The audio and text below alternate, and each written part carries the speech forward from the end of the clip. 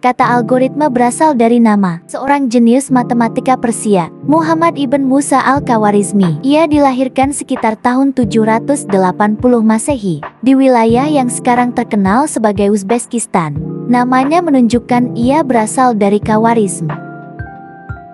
Dikenal sebagai Al-Khawarizmi, ia adalah direktur House of Wisdom, sebuah pusat intelektual bagi para cendekiawan di Baghdad pada abad ke-9. Dia memberikan kontribusi inovatif pada matematika, astronomi, geografi dan kartografi, dan menulis buku berpengaruh berjudul Concerning the Hindu Art of Reckoning. 300 tahun kemudian buku itu ditemukan kembali dan diterjemahkan ke bahasa Latin. Ia memperkenalkan angka Hindu-Arab ke Barat, Hindu-Arab bersama dengan titik, yang akhirnya menggantikan angka Romawi yang sulit digunakan.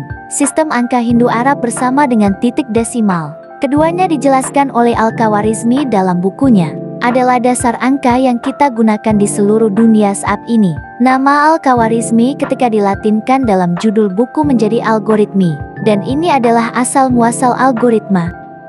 Kita juga berterima kasih kepada Al-Khawarizmi atas kata Al-Jabar yang berasal dari karya lainnya.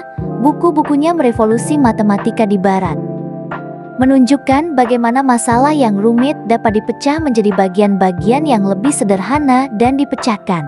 Dalam bahasa Latin abad pertengahan, algorismus berarti sistem angka desimal. Pada abad ke-13, kata ini menjadi kata dalam bahasa Inggris dan digunakan misalnya, Chaucer.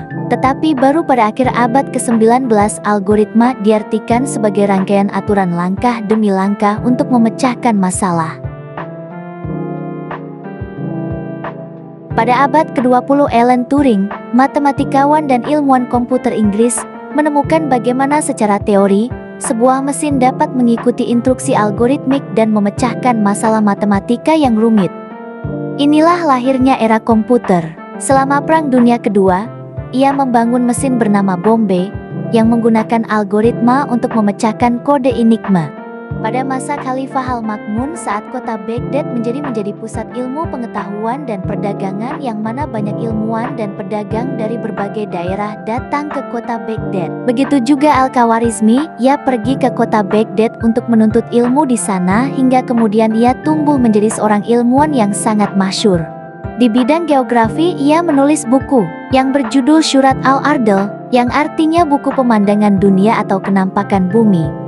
Buku ini selesai pada tahun 833 Masehi. Buku ini berisi tentang revisi dan penyempurnaan peta Ptolemeus. Al-Khawarizmi juga pernah memimpin proyek pembuatan peta dunia untuk Khalifah Al-Ma'mun dan berpartisipasi dalam proyek peta dunia bersama dengan 70 ahli geografi lainnya.